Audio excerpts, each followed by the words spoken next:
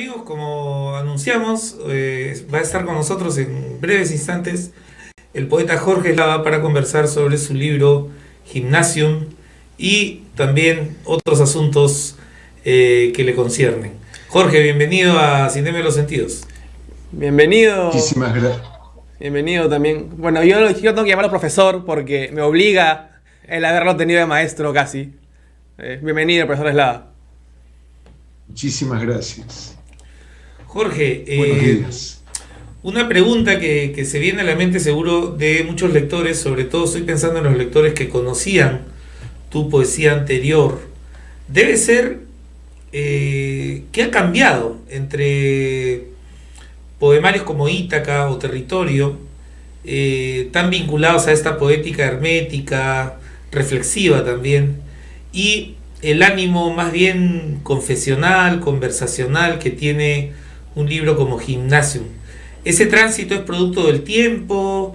¿Cómo ha ocurrido este camino, digamos, de lo hermético hacia una poesía un poco más clara, digamos, un poco más clara en términos de comunicación? Es producto del desenfado ganado con el tiempo. No sé si la arrogancia o la humildad que te dan los años. Y también producto del ejercicio más bien de la prosa en la que he estado, tan vinculado en las últimas décadas, ¿no? Yo estaba escribiendo mucho más narrativa y ensayo, y eso le da otro pulso a la escritura. Tú lo has dicho muy bien, los poemas de Territorio, de Ítaca, eran poemas más ensimismados, muy reflexivos, muy contemplativos, incluso herméticos. En el caso de Gymnasium es una poesía mucho más directa, más áspera. Sí, hay un toque de diferencia. Yo Y a- quiero, Perdón, Yo sí. creo que sin abandonar una cala existencial, ¿no? Claro, eso quería mencionar porque Gymnasium, a diferencia de tu poesía anterior, pareciera tener un carácter un poquito más autobiográfico, quizá. En la medida que quienes te conocemos sabemos de tu gran dedicación al deporte, ¿no es cierto? Entonces, es un poco uno de los temas que va atravesando este libro, ¿no? No, yo creo que lo autobiográfico es un trasfondo de todo lo que he escrito, incluso prosa, pero con Gimnasio se ha despojado el ornamento. Yo diría que es una manifestación menos encubierta, menos protegida que Ítaca o que Territorio, eh, mucho más atrevida en el sentido de confesar sin mayores ambajes o preámbulos una de mis pasiones, que es el deporte. Y la docencia, porque también está presente, creo, en Gimnasio en esa actitud siempre profesoral, ¿no?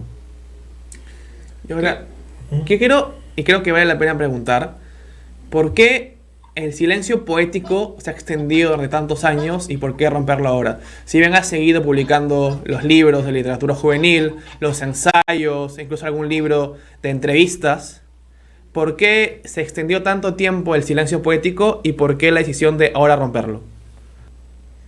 Yo había empezado a escribir en noviembre del año pasado un libro que yo juzgaba y juzgo hasta ahora, que va a ser el último libro de poesía que voy a escribir, que se titula El Límite, que es una poesía muy vinculada a territorio, digamos, que prolonga los aires y la expresión de territorio.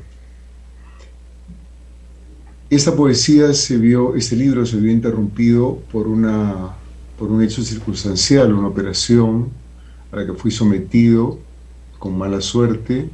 Sobrevino un desprendimiento de retina y en el marco de la pandemia que nos ha fragilizado a todos, todos hemos resultado bastante golpeados por esta peste, sumado a esas circunstancias de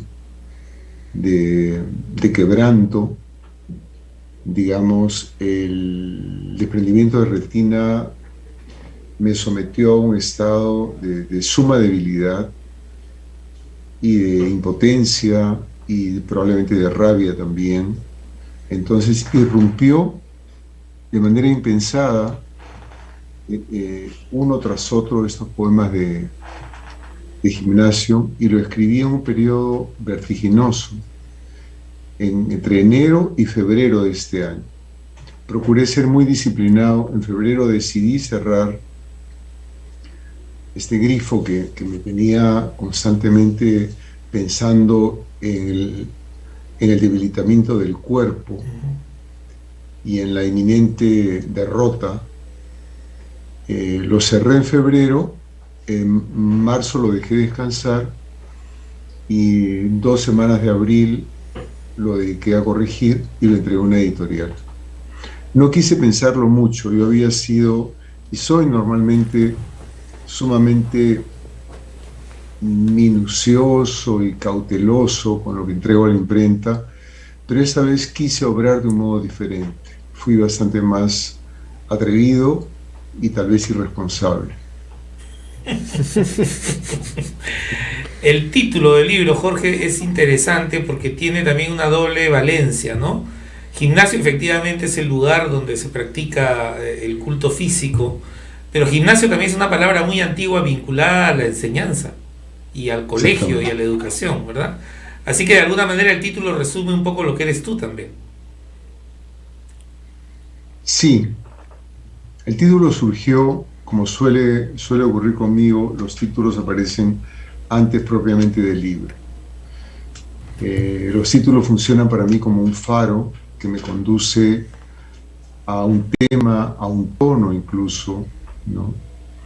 Yo no puedo renunciar a mi voz profesoral, ¿no?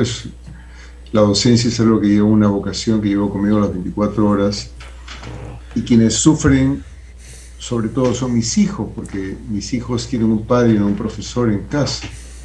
Claro. Yo creo que es el drama de los profesores y las profesoras que prolongamos nuestra labor del aula en casa.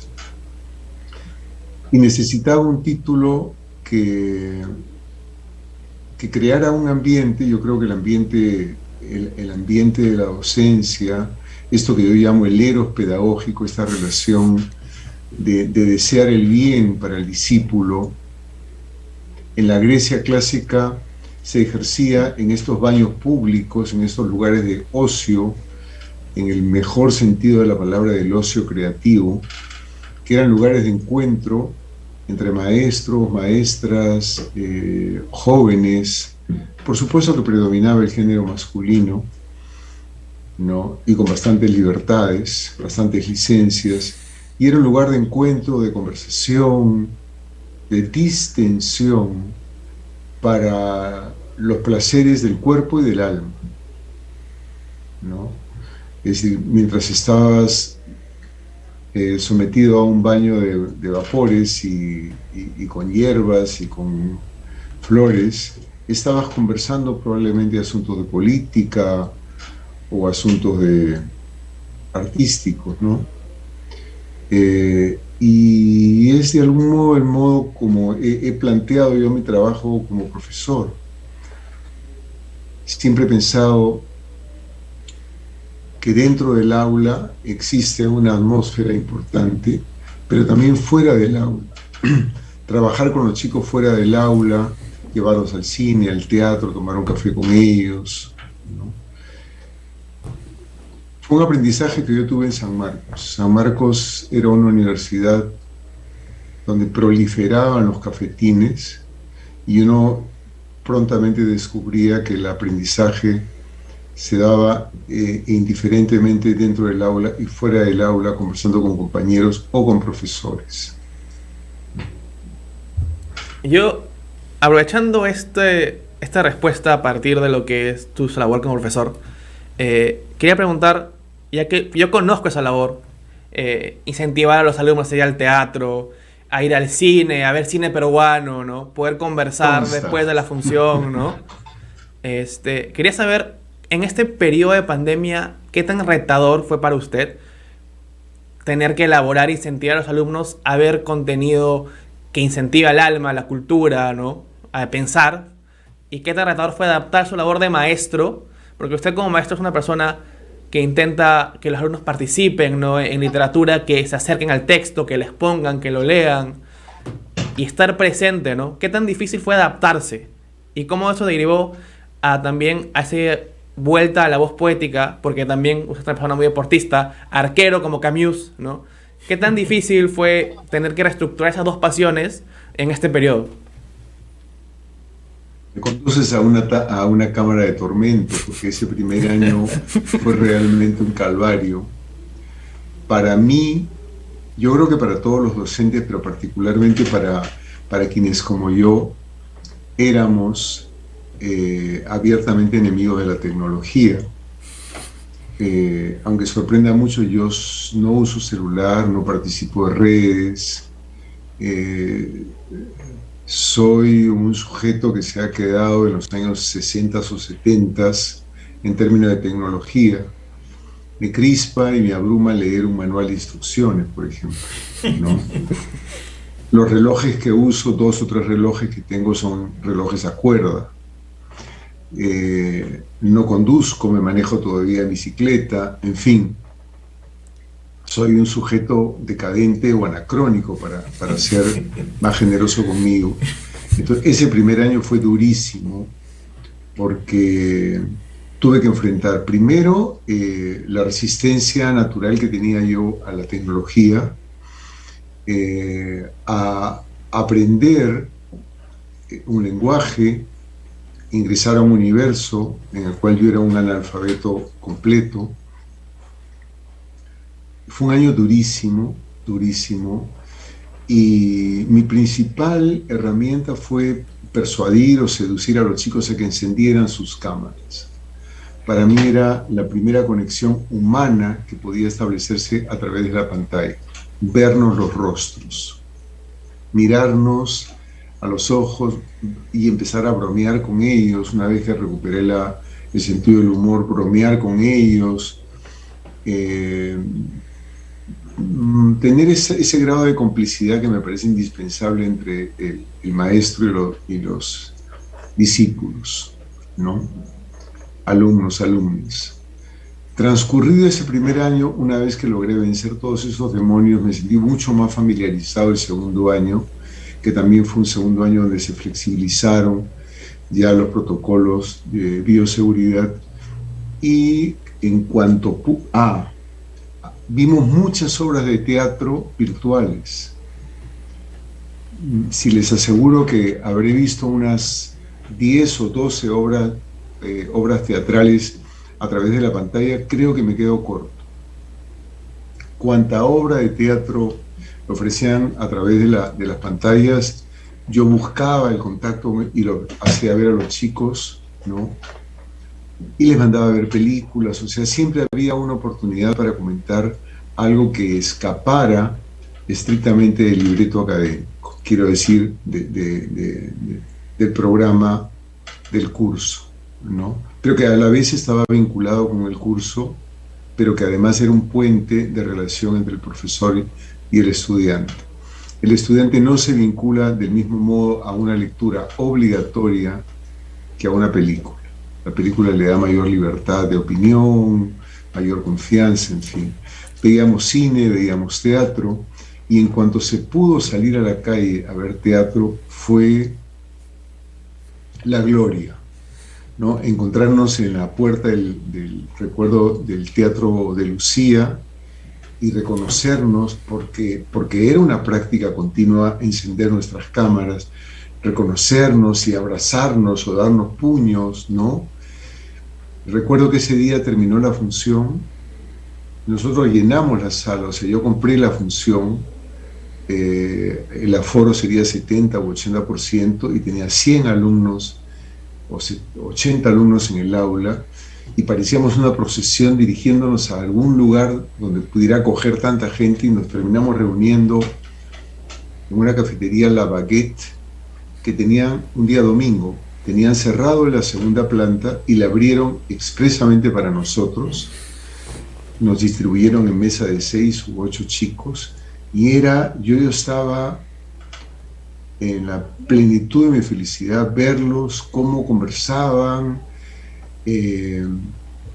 todos pidiendo un té, un café, conversaban como adultos. O sea, esos profesores que tienen un terror de que los chicos vayan a desbandarse, portarse mal, yo no los he tenido, ¿no? No tengo ni ese temor, ni ese prejuicio. Fue una noche felicísima para mí, ¿no? De ver cómo los chicos habían conquistado ese momento de libertad y que lo habían aprovechado muy bien, ¿no? Bueno, y hemos continuado. Ahora ha habido un poquito de restricción con esta cuarta ola que nuevamente... Anoche he ido a ver una obra de teatro y ya estoy pensando en organizar una última salida con mis estudiantes, ¿no? Siempre tengo presente eso. Me alegra mucho que tú lo recuerdes con cariño. Siempre, profesor. Siempre lo menciono, además, ese ejemplo, ¿no? De lo que debe ser un profesor. Creo que, Alonso, ¿vas tú? Sí, para cerrar, Jorge, porque bueno, el tiempo es un poco tirano en estos medios. En una conversación anterior que tuvimos nosotros en Zoom, y hablando de ser arquero, que es algo que mencionó aquí Alberto, nosotros habíamos hablado también de este paralelo entre el arquero y el profesor, ¿no? Y quisiera pedirte una reflexión sobre eso para cerrar esta conversación tan grata que debiera durar mucho más de lo que dura, pero bueno, tenemos este límite, lamentablemente. Bueno, lo que no es muy grato es algo que constatan las ciencias médicas, que una de las principales trastornos que sufre la docencia, acá no se toca eso, pero en España, en Argentina, en Chile, sí tiene hasta un nombre. El principal malestar de los profesores es la depresión. Y eso lo anunció hace más de un siglo Freud. Freud decía que la culminación de la tarea docente era imposible. El profesor siempre se sentirá incapaz o incompleto de no haber podido cerrar su ciclo de enseñanza, porque siempre habrá cosas que no lograste decir, que no lograste transmitir, ¿no? Entonces es un oficio inacabado, la docencia. Y eso produce malestar y a veces frustración o depresión en los profesores. Además, los profesores iniciamos nuestra tarea con el sueño de querer cambiar el mundo, ¿no? Esa gran vanidad docente de formar un pedazo de barro y hacer un poco a nuestros alumnos a imagen y semejanza nuestra. Hay algo de reemplazo de la tarea divina en el oficio del docente.